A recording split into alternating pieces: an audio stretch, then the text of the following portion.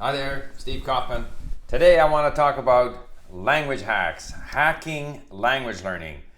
It's very fashionable to talk about hacking things, hacking, I don't know, there's a self-help site called Life Hacks full of advice on how to tie your shoelaces faster and stuff. What do I think about language hacks, hacking language learning? I have to say that, I should say that you do see articles on how to hack the subjunctive or hack the imperfect or hack Chinese characters. And I don't like the word hack because the word hack to me suggests something destructive, somebody coming in and destroying my computer. I don't believe really in shortcuts.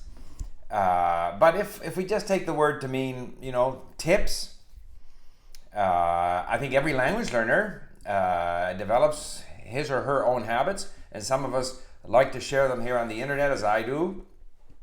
And so perhaps they're hacks. If I look at my three sort of golden keys of language learning, we could call them hacks. So hack number one is to have a positive attitude, to enjoy the process, to do things that you enjoy doing. So one hack might be to stop going over the same boring learner content that you're not really interested in, just in the hope that somehow it's helping your language learning.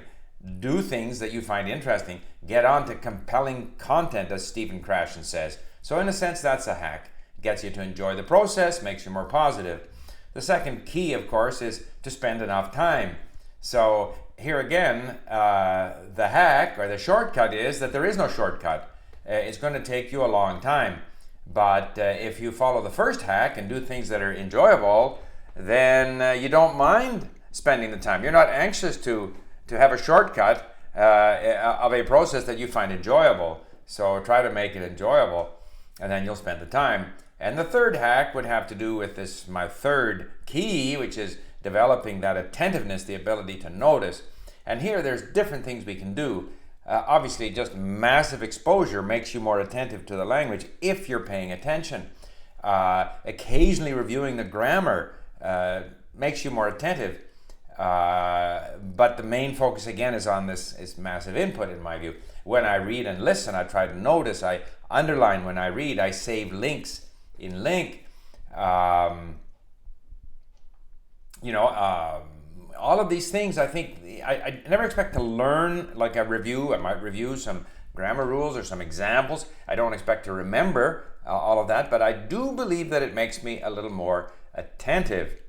And when we're learning, if the text is difficult for me, then I'm focused mostly on understanding it and saving words in LingQ and trying to understand what's being said. And sometimes I don't fully understand it, but if I'm motivated to get through that content, I'll continue to plow through it, even though there are a lot of new words to me. On the other hand, when I'm reading something that's easier for me, then I'll make a conscious effort to try to notice certain constructions that I know I have a problem with, because that increases my ability to notice, my attentiveness. And if you notice again and again, eventually you develop new habits and you start to sort of ingest the language and develop the language habits that you want.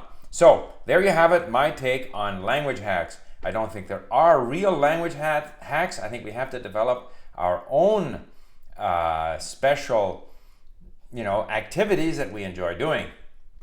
Thank you for listening. Bye for now.